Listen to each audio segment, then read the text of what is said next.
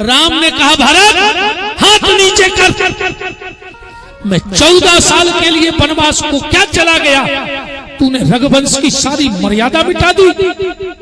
भरत जी चरणों में गिर पड़े, प्रभु मैंने, हाँ भरत मुझे तुझसे ये उम्मीद नहीं थी। मैंने तो सोचा था कि जब अयोध्या लौट जाऊंगा तो मेरी मान मर्यादा मुझे जैसे के तैसे मिलेगी, पर भरत तूने मेरे घर की मर्यादा मिटा दी। भरत ने कहा क्या गलती हो गई प्रभु। राम ने कहा भरत तुझे पता है कि रघुवंश का नियम है कि जब दो बड़े बात कर रहे हो तो छोटों को बोलने का अधिकार नहीं है। जब मैं और मेरी मां बात कर रहे थे तुझे किसने अधिकार दिया बोलने का। भरत ने कहा प्रभु गलती हो गई। राम ने कहा मां वरदान मांगो, क्या चाहती हो। कैकेयी ने आंखों में आंसू भर के कहा राम अगर तू मुझसे वास्तव में नाराज नहीं है तो सिर्फ एक काम करा दे। बोले क्या। बोले इस भरत से मुझे एक बार मां कहलवा दे। इसने 14 साल से मुझसे मां नहीं कहा। ये कान तरस गए हैं। जब भी ये मेरे सामने आता है तो कहता है और राजमाता कैकेयी। राम ऐसे लगता है जैसे किसी ने खोलता हुआ तेजाब कानों में डाल दिया हो। राम ने भरत को बुलाया, भरत इधर आओ। आदेश। भरत मैंने आज तक किसी से कुछ नहीं मांगा भाई, अगर मैं तुझसे कुछ मांगूंगा तो मिलेगा। भरत ने कहा आदेश करो प्रभु, ये शीश चढ़ा के आपके चरणों में रख दूंगा काट करके। राम ने कहा ध्यान से सुन लेना, जो मांगूंगा देना पड़ेगा। 1 मिनट भरत रुके और बोले सुनो प्रभु, आप जो कहोगे ये भरत करने को तैयार है, पर ये भरत कभी कैकेयी को मां नहीं कहेगा। कैकेयी ने कहा बस राम, इसने मुझसे भली मां नहीं कहा, पर इसने ये कह दिया कि कैकेयी को मां नहीं कहूंगा। मुझे तो इसके मुंह से मां सुनना था, ये मुझसे कहता कि नहीं कहता, पर मैंने मां सुन लिया। गुरुदेव वशिष्ठ ने कहा राम अब ये बलकल वस्तु उतारो, ये केस सुलझाओ। राम ने कहा गुरुदेव मेरे बलकल वस्तु उतारे जाएं, मेरे केस सुलझाए जाएं, उसके पहले मेरी इच्छा है कि मैं पूरी अयोध्या के सामने अपने भरत के केस सुलझाऊं।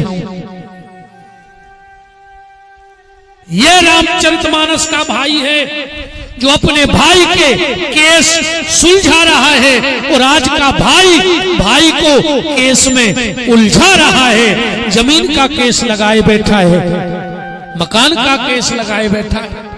बोलो लगाए हैं या नहीं। आज भाई का दुश्मन हो गया। एक बात और ध्यान से सुनना, आदमी को अगर आज सबसे ज्यादा जलन है तो कौन से, सगे भैया से। पूरे मुड़िया में अटारी बन जाए को दिक्कत नहीं है, किले बन जाए मुड़िया में को दिक्कत नहीं है, पर अगर बड़े भैया की छत की 2 ईंटें ऊपर हो गई तो छोटे भैया की घरवारी को ब्लड प्रेशर लो होने लगो। और अगर छोटे भैया को छत 2 ईंटें ऊपर में कर गो तो जेठानी को ब्लड प्रेशर हाई होने लगो। आदमी सबको बढ़ता देख सकता है पर अपने भाई को बढ़ता हुआ नहीं देख पाता है। ये दुर्भाग्य है इस देश का।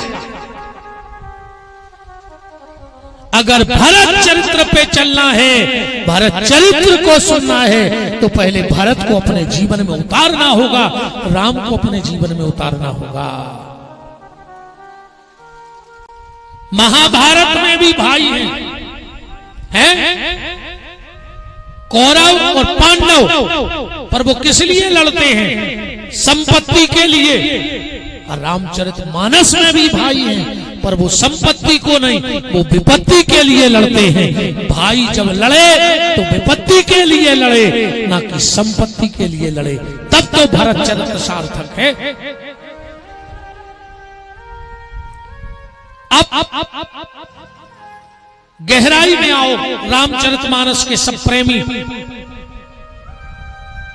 किसी का भाग जन्म से बनता है, कोनो कोनो जन्म ही से भाग पुरुषी हो, और कोनो कोनो को भाग बना था ब्याह के बाद। हमारी तरफ एक कहावत चलती है कि घर गुण बहू सार गुण गैया। कोई कोई बिटिया ऐसी घर में आती है कि बारे के न्यारे करके तो घर के। तो भरत जी का चरित्र न जन्म से सामने आया, ना विवाह से। भरत जी का चरित्र कब सामने आया?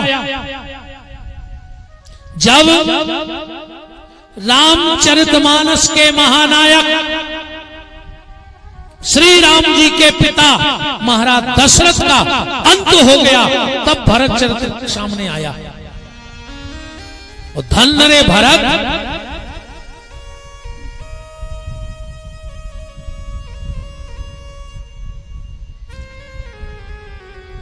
धन रे भरत,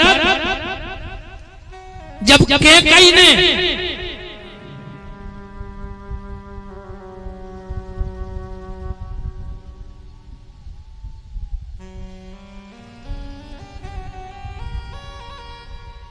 कैकेयी और भरत का आमना सामना हुआ,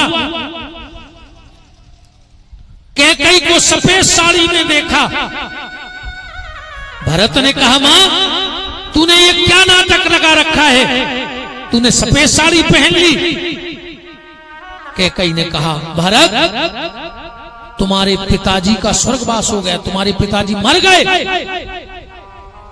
बारे भरत कहता है, मां भरत के पिताजी नहीं मरे। चौपाई पढ़ना, पिता मरण कर सोच मोए नहीं।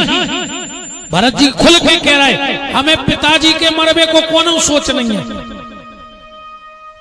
कैकेयी ने कहा, फिर कैकेयी ने कहा, भरत तू अनाथ हो गया है, तेरे पिताजी मर गए। भरत जी बोले, मां अगर इस पूरी अयोध्या में कोई अनाथ हुआ है तो उनका नाम है राम, और राम के रहते हुए राम के भाई अनाथ हो ही नहीं सकते। हमारे पिता तो हमारे बड़े भैया राम हैं। यह भरत का चरित्र है। भरत जी कह रहे, मां पिता राम जी के मरे हैं, और जब तक राम जिंदा है हम तीन भाइयों को वहां जा ही नहीं सकते। गोस्वामी जी से कहा, अब लिखो भरत चरित्र, यहां से प्रारंभ करो, एक एक चौपाई पकड़ना भरत चरित्र किया। गोस्वामी जी रात भर भरत चरित्र लिखवे बैठे, रात भर। सवेरे हनुमान जी आए, बोले तुलसीदास जी कितनों लिखो भरत चरित्र। तुलसीदास जी बोले कि क्षमा करो प्रभु, जैसे ही हम कागज कलम उठाऊ थे और स्याही में लगाऊ और जो लिखत भा, गोस्वामी जी की आंखों में इतने आंसू आते हैं, इतने आंसू आते हैं कि वो कगजाई गल जात। रात भर में भा नहीं लिख पाए अकेला। भरत तो ठीक, तो सबने कहा तुम भरत चरित्र नहीं लिखोगे। गोस्वामी जी बोले नहीं लिख पाएंगे। तो बोले जो लिख के दो कि तुम भरत चरित्र नहीं लिखते हो। गोस्वामी जी ने स्टाम्प लिखा है, चौपाई पढ़ना, स्टाम्प रखा है रामचरितमानस में। गोस्वामी तुलसीदास ने पूरी रामायण लिखी, पर भरत चरित्र के लिए दोनों हाथ उठा दिए। लिखी है चौपाई, रखा है स्टाम्प, पढ़ो के महिमा तासु कहे कि तुलसी, और भगत स्वभाव सुमत ही हुलसी। तो बोले एक काम करो, तुम नहीं लिख पा रहे तो शारदा को बुलाओ, वो लिखवाएंगी। गोस्वामी तुलसीदास जी ने हाथ जोड़े और बुलाया भगवती को के काली कंकालनी कर कृपा की कोर, कंठ कर दे कोयल की कला ही आधार दे, वाणी ब्रह्मायणी वरदायनी विमल बार बार मां, छंदन के फंदन को कर तू छार छार दे, के बिनबत विनोद चरणों में चित है तेरे मां, सुलेखनी सवार मां तू चरणों का प्यार दे, के लेखनी सवार मां तू चरणों का प्यार दे, और बिनबत विनोद चरणों में चित है तेरे मां, मैं भरत चरित्र लिख दूं तू ऐसा विस्तार दे। शारदा आ गई और जैसे ही माता शारदा आई, तुलसीदास जी से पूछा क्यों बुलाया? बोले भरत की कथा लिखवाने हैं। शारदा बोली लिखवा दे, बहुत हल्की बात है। तो बोले लिखवाओ। शारदा माता बोली कि तुलसी तुम हम आओ एक काम कर दे, हम तुम आओ काम कर दे। बोले का? बोले हमें एक छिपनी दे दे। छिपनी तो जानो तुम, एक छिपनी दे दो। बोले क्या करना है? बोले हमें समुद्र का पानी 1 घंटा में खाली करने छिपनी से। तुलसीदास जी बोले पागल हो गई, छिपनी से समुद्र का पानी खाली हो सकता है? शारदा बोली पागल हम नहीं भाई, तुम भाई हो। बोले क्यों? बोले जैसे छिपनी से समुद्र खाली नहीं हो सकता, ऐसी शारदा की भी औकात नहीं है कि भरत जी के विषय में एक शब्द बोल सके। ऐसा हुआ है? चौपाई पढ़ना रामायण में। तुलसीदास जी ने कही हम आओ स्टाम्प जो है अब तुम लिखो कि हम नहीं लिख सकते। चौपाई पढ़ना रामायण की। के कहत शारदा के मति ही के, और सागर सीप के जाए उलीचे। जैसे छिपनी से सागर खाली नहीं हो सकता, ऐसी शारदा की भी ताकत नहीं कि भरत के बारे में बोल सके। अब कौन लिखवाएगा भरत का चरित्र? तो शारदा और तुलसीदास जी बैठे थे। बोले एक काम करो, हनुमान जी से कहो, वो लिखवाएंगे। हनुमान जी से कहा तुम लिखवा दो। हनुमान जी बोले हमें सबके चक्कर में पार गयो, पर भरत के चक्कर में हम बिल्कुल न पर रामायण लिखी जाए चाहे न लिखी जाए। क्यों? बोले भरत ने मेरा अभिमान उस दिन तोड़ दिया था। बोले किस दिन? जब लक्ष्मण को शक्ति लगी,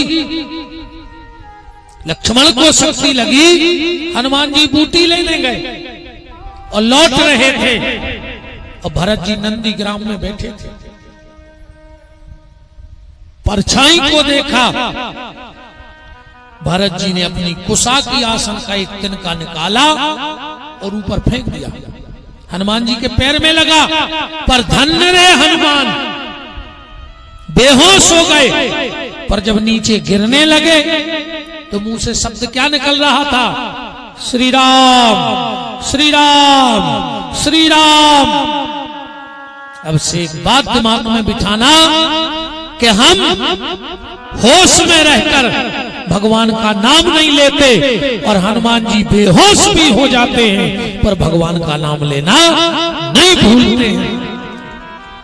हनुमान जी गिरे और जो भरत के कानों में शब्द पड़े राम राम राम, भरत जी को तो ऐसा लगा कि पृथ्वी फट जाती और हम उसमें समा जाते। क्यों? हम तो पहले से राम विरोधी, और आज मैंने एक राम भक्त को और मार डाला। पास में गए, देखा कि हनुमान जी बेहोश पड़े हैं। भरत जी ने कोई डॉक्टर नहीं बुलाया, कोई वैद्य हकीम नहीं बुलाया, थोड़ा सा हाथ में लिया जल और आंखों में आंसू भर के भरत ने कहा, मैं दुनिया का सबसे बड़ा पापी हूं, पर अगर कभी भूल से भी इस पापी भरत का मन राम के चरणों में लग गया हो तो इस बंदर को मरना नहीं चाहिए, इसकी मूर्छा खुल जाए। चौपाई पढ़ना। क्या कह रहे भरत जी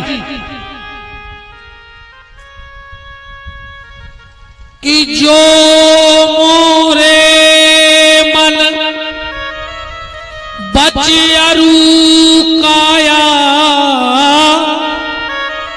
राम प्रीत पद कमल अमाया, तो कपि होए विगत श्रम सूला, और जो मो पर रघुपति अनुकूला। और जो जल फेंका हनुमान जी उठ के खड़े हो गए। भरत ने कहा, हे बानर के भेष में, कौन हो तुम? कौन हो तुम?